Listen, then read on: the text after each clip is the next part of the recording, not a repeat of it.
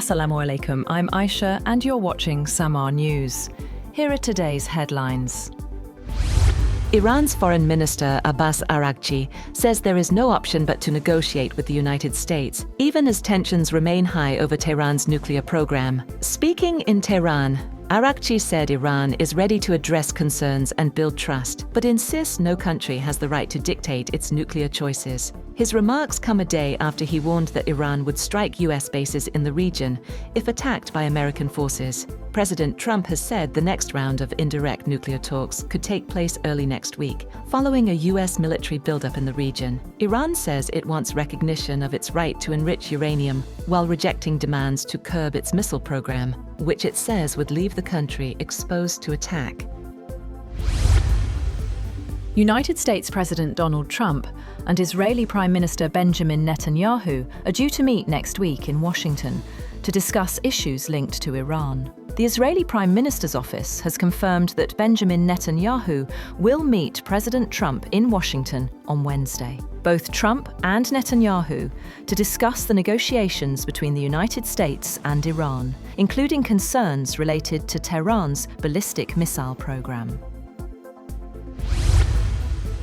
The White House is planning the first leaders' meeting of President Donald Trump's so-called Board of Peace on Gaza, tentatively set for February 19th. The meeting, expected to double as a fundraising conference for Gaza's reconstruction, would be held in Washington, a day after Trump meets Israeli Prime Minister Benjamin Netanyahu. Meanwhile, Italy will not join US President Donald Trump's proposed Board of Peace, Italian Foreign Minister Antonio Tajani said on Saturday, citing insurmountable constitutional barriers. The initiative was announced by Trump at the World Economic Forum in Davos in January, with 19 countries signing its founding charter. However, Italy's constitution prevents the country from becoming part of an organization led by a single foreign leader.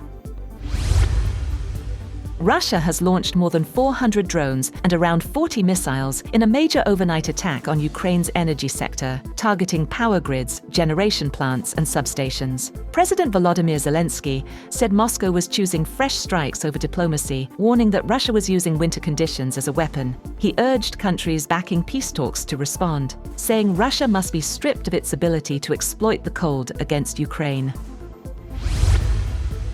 An explosion at a biotech factory in northern China has killed 8 people, state media reported on Sunday, revising the death toll upward by 1.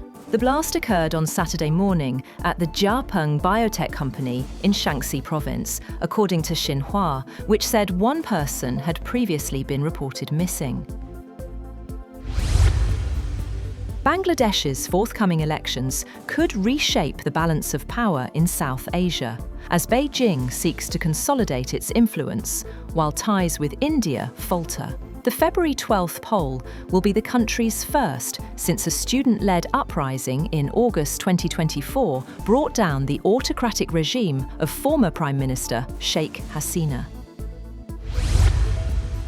Japan heads to the polls on Sunday amid heavy snowfall as voters cast their ballots in a parliamentary election widely expected to deliver a decisive victory for Prime Minister Sanae Takaichi's Conservative coalition. The snap election comes as Takaichi seeks a renewed mandate to advance an ambitious policy program, including higher defense spending and stricter immigration measures. People are eager to make the final day of the 3-day Basant Festival memorable. Early on Sunday morning, residents gathered at various locations across Lahore, including Liberty Chowk, to fly colourful kites high into the sky. Families planned to mark the traditional festival with loved ones while enjoying a variety of food delicacies. The aroma of barbecued food spread across streets and neighbourhoods, adding to the festive spirit of Basant.